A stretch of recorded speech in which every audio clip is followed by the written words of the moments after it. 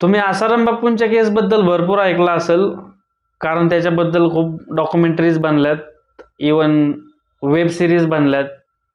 परंतु या फादरबद्दल कधी ऐकलं नसेल, जे मलाही सुप्रीम कोर्टाच्या कालच्या या महान निर्णयामुळे माहीत झालं. चर्चमधील इयत्ता 7वी शिकणाऱ्या मुलीवरती वारंवार रेप केल्याचा गुन्हा एका केरळमधील फादरवरती सिद्ध होतो सेशन कोर्टमध्ये. या गुन्ह्याखाली या फादरला सेशन कोर्ट आजन्म कारावासाची शिक्षा सुनावतं.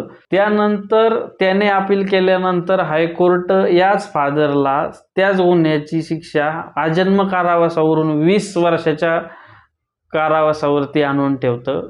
आणि 2 दिवसापूर्वी आलेल्या न्यूजनुसार सुप्रीम कोर्टाने या फादरला त्याची शिक्षा सुप्रीम कोर्ट माफ करतं. कारण काय तर त्याने 10 वर्षे ऑलरेडी शिक्षा भोगलेली आहे.